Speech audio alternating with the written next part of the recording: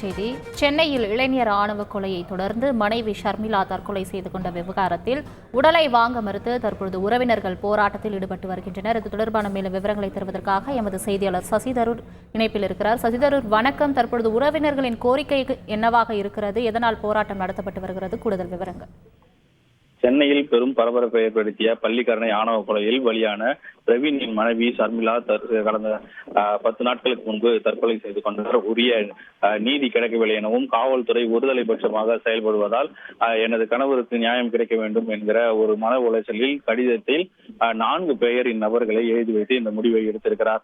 அங்கு கழுத்தில் நரம்பு இருக்கக்கூடிய பகுதிகளில் பிரச்சனை ஏற்பட்டு அவர் கடந்த 8 நாட்களாக முதலில் தனியார் மருத்துவமனையில் அனுமதிக்கப்பட்டார். அதற்கு பின்பு அரசு ராஜீவ்காந்தி மருத்துவமனையில் அனுமதிக்கப்பட்டு சிகிச்சை அளிக்கப்பட்டு வந்தது. இந்த நிலையில கடந்த 2 நாட்கள் முன்பு அவர் சிகிச்சை பலனின்றி உயிரிழந்தார்.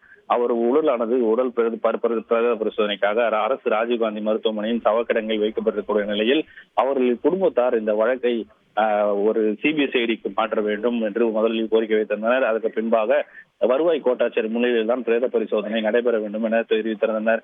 இதன் அடிப்படையில் பள்ளிக்கரணை தெற்கு மண்டலத்திற்கு வருவதால் அங்கு வருவாய் கோட்டாட்சியர் இருக்கக்கூடிய நபர் வடசென்னையில் இருக்கக்கூடிய நபருக்கு வருவாய் கோட்டாட்சியருக்கு ஒரு கோரிக்கை வைத்திருக்கிறார். அந்த கோரிக்கையின் அடிப்படையில் தற்போது வடசென்னையில் இருக்கக்கூடிய வருவாய் கோட்டாட்சியர் இங்கு வருகை தந்து பிரேத பரிசோதனை மேற்கொள்வதற்கான அந்த அனுமதி கடிதத்தை அவர்களிடம் அளித்தார். முதலில் அவர் தனது பெற்றோர்களிடம் உடலை ஒப்படைக்க வேண்டும் என்கிற ஒரு கடிதத்தை அவர்களிடம் கொடுத்ததால் அந்த உறவினர்கள் ஆத்திரமடைந்தனர். குற்றவாளிகளே அவர்கள் பெற்றோர்தான் என்பதால் அவர்களிடம் எவ்வாறு இதை ஒப்படைப்பார்கள் என்கிற அந்த கோரிக்கையை முன்வைத்து அவர்கள் ரகலில் ஈடுபட்டனர். பின்பு அவர்களின் உரிய நியாயமான கோரிக்கையான மாமியார் மாமனாரிடம் அந்த உடலை ஒப்படைக்க வேண்டும் என கோரிக்கை வைக்கப்பட்டது. இருந்த போதிலும் அவர்கள் 3 கோரிக்கையை முன்வைத்து தற்போது உடலை வாங்க மறுத்திருக்கிறார்கள். தற்கொலை வழக்கு 174 கிளாஸ் 3 இருக்கக்கூடிய வழக்கை 306 பிரிவின் தற்கொலை தூண்டுதலின் பேரில் இந்த வழக்கை பதிவு செய்ய வேண்டும், சிபிசிஐடிக்கு மாற்ற வேண்டும். பிரேத பரிசோதனைக்கு முன்பாகவே கடிதத்தில் எழுதி வைக்கப்பட்டிருக்கக்கூடிய 4 நபர்களையும் உடனடியாக கைது செய்து விசாரணை மேற்கொள்ள வேண்டும்.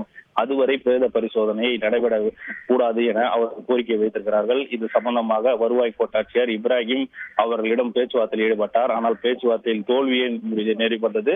இதனால் பிரேத பரிசோதனை தற்போது நிறுத்தப்பட்டிருக்கிறது. முடிவு வழக்கை சிபிசிஐடிக்கு மாற்றம் செய்தால் மட்டுமோ அவர்களை கைது செய்தால் மட்டுமே பிரேத பரிசோதனை துவங்க உள்ளதாகவும் உறவினர்கள் சார்பில் தகவல் தெரிவிக்கப்பட்டிருக்கிறது. நன்றி சசிதரன். செய்திகளை உடனுக்குடன் தெரிந்து கொள்ள உடனே சப்ஸ்கிரைப் பண்ணுங்க.